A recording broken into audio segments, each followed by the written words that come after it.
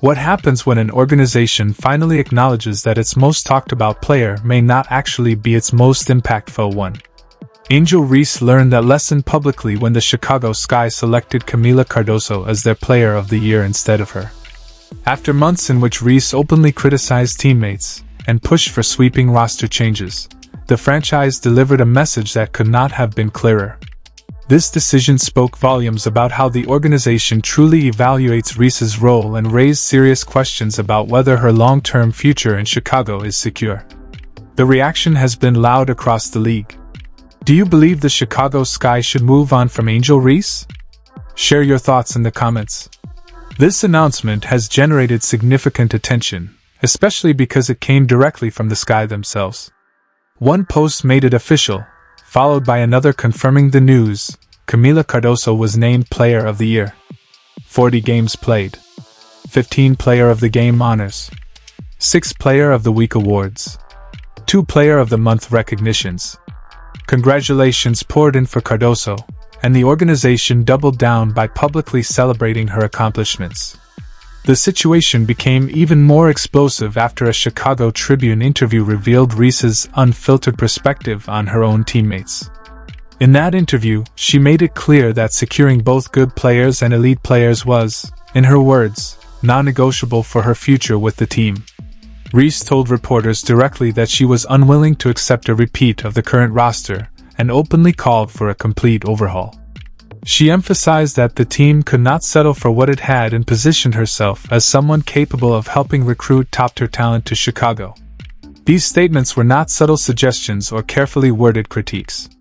They came across as blunt assessments that publicly questioned the quality of the players around her. The message sent to the locker room was unmistakable. She did not believe her current teammates were good enough. Veteran players who had spent years grinding through the WNBA suddenly found themselves criticized by a second-year player who felt entitled to more support. The comments landed hard. Reese's words were replayed everywhere. "I'm not settling for what we did this year," she said. "We have to get good players. We have to get great players. That's non-negotiable for me. I want to play with the best, and however I can help bring the best here, that's what I'm going to do this offseason. It's extremely important that we attract the best of the best, because we can't settle for what we have this year. This roster needs an overhaul." The timing of those remarks made the situation even worse. Courtney Vandersloot was still rehabbing from an ACL injury when Reese questioned her age and dependability within those same comments. Vandersloot, a respected veteran who has given years to the league, was effectively framed as part of the problem. She responded quickly and firmly, stating that her age was not a limitation and that she planned to return stronger than ever. She emphasized that she had always put herself in position to compete, regardless of age. Reese's demands began to look less like a push for collective improvement, and more like a reflection of her belief that she deserved better pieces around her to enhance her own success. She cast herself as the centerpiece who required upgraded support, while overlooking the effort and professionalism of those already on the roster. This approach did not reflect a team-first mindset. Instead, it appeared to be individual ambition framed as competitiveness. She went on to suggest that convincing top free agents to come to Chicago would require a leap of faith, implying that the organization itself was not yet an obvious destination for elite talent. The implication was clear: great players might hesitate to join the Sky. Behind the scenes, the front office had already taken steps to support Reese. They traded for Ariel Atkins specifically to add veteran leadership.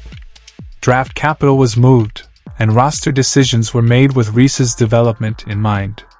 Despite those efforts, she still voiced dissatisfaction publicly. The organization invested in her vision, only for her to suggest it was still not enough. Vandersloot's response highlighted the contrast between experienced leadership and public dissatisfaction. Without directly naming Reese, she defended the work ethic of the entire roster.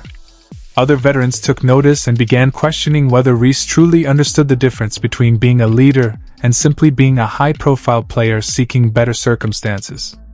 Reese's comments about not being able to rely on Vandersloot due to age were particularly jarring. She acknowledged Vandersloot's value but suggested the team needed someone younger with experience and championship credentials. This was said about a player who is a two-time WNBA champion, a five-time All-Star, and a two-time All-WNBA first-team selection, someone who left a championship-caliber team in New York to help Chicago. The reaction from around the league was disbelief. Veterans like Rachel Banham summed up the exhaustion many felt, admitting she was simply over the constant controversy. Ariel Atkins, acquired to stabilize the team, acknowledged the situation publicly, stating that the team was aware of the issue and addressing it. Even head coach Tyler Marsh described handling Reese's comments as an organizational matter. The locker room fractured almost immediately. Reports indicated that teammates were angry and that a meeting was planned to confront the situation directly.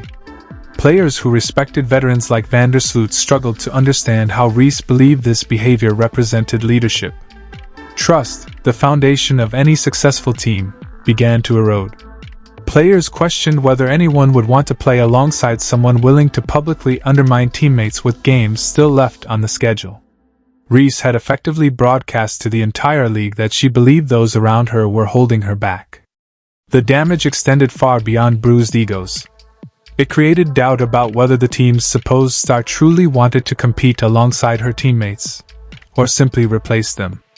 Building unity under those circumstances became nearly impossible. Trust is hard to earn and easy to lose, and once Reese declared publicly that her teammates were not good enough, the consequences became unavoidable. Her remarks did not just criticize the roster, they poisoned the environment heading into the next season. At the same time, questions emerged about Reese's own commitment. Reports suggested she was attempting to force her way out of Chicago. She reportedly declined to enter games late in the season, and her injury status became a prolonged mystery. The Sky listed her as day-to-day for weeks without clear updates, leaving coaches unable to plan rotations and teammates uncertain about availability. The instability disrupted practices and game preparation across the board. Public perception worsened when fans noticed Reese's activities during her absences. Instead of being with the team, she traveled to Indiana to promote her Reebok sneakers. She made comments about overtaking Caitlin Clark's territory while her own team struggled. Social media promotion of her shoe launch continued as losses mounted. Critics began labeling her as someone who disappeared when accountability arrived.